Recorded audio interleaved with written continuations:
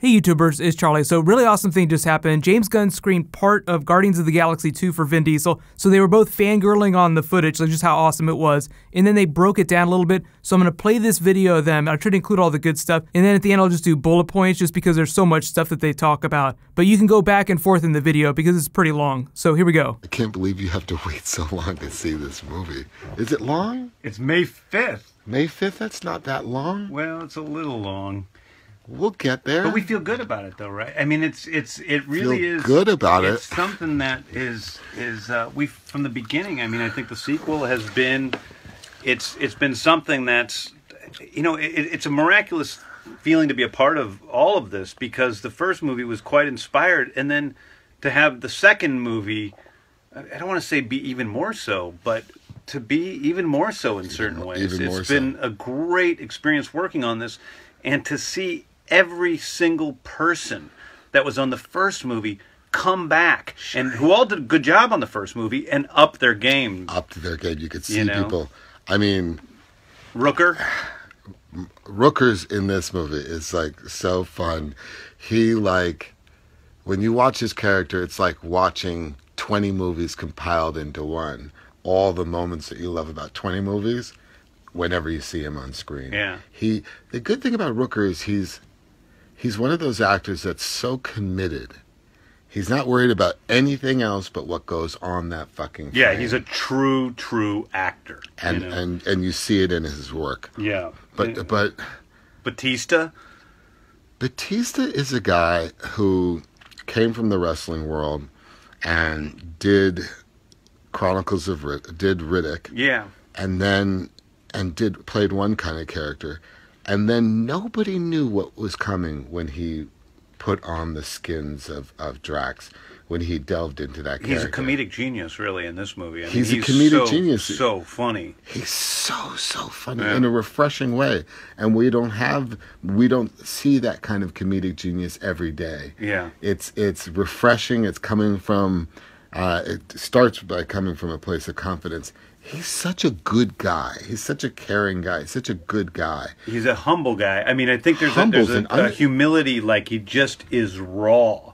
And that's why I like Batista so much as an actor, is he's really present, like an old time, like a Steve McQueen, right? Who, wasn't always turning in these bravura performances, but when he was on screen, he was just there. Just there. Yeah.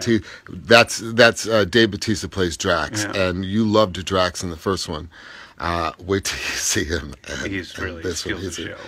I think Chris Pratt was born to play Peter Quill. He's perfect. Plain and simple. Yeah. I don't know.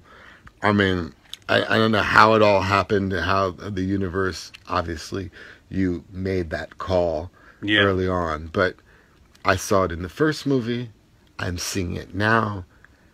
Chris Pratt was born to play Peter Quill, and you don't have that in Hollywood all the time. Yeah, it's a rare thing in Hollywood when that comes together. We screen tested probably 30 actors as we were trying to find Peter Quill, and I didn't even want to see Chris at first. A lot of people know this story, because I thought he was overweight at the time, and he seemed like a comedy guy, and I didn't think he was the right person for the role.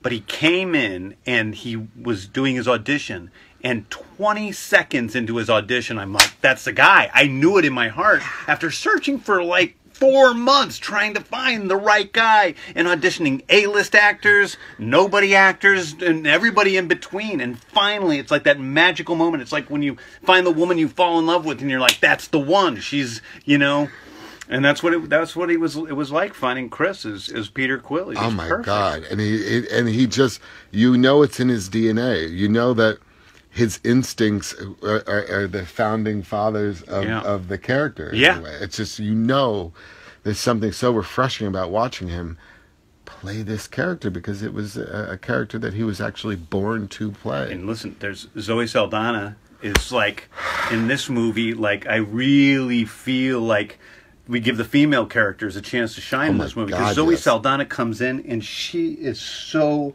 wonderfully beautiful as her character. It's touching, and then Karen Gillan as Nebula comes in, who's her sister, and she's a completely, much deeper character than we got in the first movie. So we get to know her. The character, that sisterhood that you explore in this movie is something that we haven't seen it in film. Yeah. We definitely haven't seen it this level of film. And that's what one of the things the movie is about is, I say the first movie really was about becoming a family. Sure. This movie is about being a family. That's right. What's harder, becoming a family or being a family? Being a I think family, it's being clearly. a family. That's Clearly. where you really have to deal with each other, and that's what this movie is about. And they're sisters. They are family, whether they like it or not, and they also want to kill each other. Yeah. So it adds a new twist to the sister, to being a sister. And then Pom Klementieff, who plays Mantis, who's the new character, You just saw. Crazy, Wow. crazy good. And, in the same way, like Peter Quill, as Chris came in and was Peter, Sure. or Dave came in and auditioned Sure. as Drax. I'm like, who else could play Drax but Dave Bautista? Sure. He's the only one. That's right. That's what Pom was like as Mantis. She's emotional. She's, intense. And she's funny, and she is like a true alien creature in real life. Wow. And Yeah. and that's what she portrays on All screen. your female characters are so strong. Like you just talked about Zoe. My daughter, who Similche, just looks up to the strength and confidence of Zoe. And she's we're all gonna go see a movie together this weekend. But she has that in this film. It's okay. She looks like she's stronger than everybody in the world. Yeah. She carries herself with that kind of confidence. And that's beautiful. Kurt Russell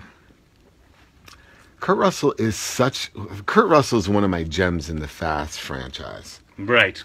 He's somebody that is just an asset all the way around because I remember talking to you early on. We were thinking about hiring Kurt. Yes, I'm like, do you like the guy? I love him. Because as Vin knows, I like to work with people who I like. It's like life is too short to be working with people that you don't like. You're totally right. And I'm like, is Kurt a guy you like? Is he a cool guy? Such a cool guy. Is he bitter from being around for so long? No, but he's not. He's he not. comes on set every day, and he's excited about playing that role. He about loves being that character, yes. and he's amazing in that way. And that's infectious. When you see someone that enthusiastic about the character that they're playing, it's infectious. Yeah. It makes everyone around you, stand up, pick up their game.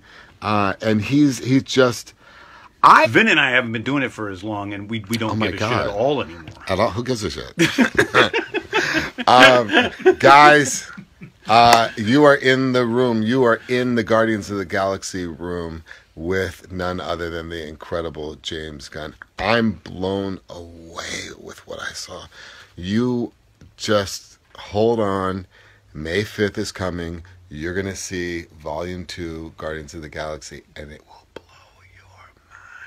So I gotta say, I'm so happy that people like James Gunn and Vin Diesel, who are very successful and don't need to be as open as they are so connected with the audience. Like, they're just totally normal dudes who just happen to be major personalities in Hollywood. But they show you just how normal they are when they start fangirling on all the other actors in the movie. Kurt Russell, too. Like, if you just rewind to, the last 2 minutes of their video there, it's like they just got progressively drunker as they're watching all their friends on screen, just saying how much they love them and how amazing they are. So things like this are just, the best thing ever. I mean, obviously, it's not actual footage, but just to bullet point the really important Guardians 2 things from the movie that they talked about. One, they said it's a movie about being a family, so the team comes together in the first Guardians film. The team is already together. I mean, it gets a little bigger in Guardians 2, but you get to see those family relationships play out, particularly with the female characters like Gamora and Nebula. So if you felt like those characters were underserved in the first film, they're basically saying they doubled down on that in the second film because they're amazing actors, but you always want to double down on the really interesting characters that you might not have spent a whole lot of time with in the first film.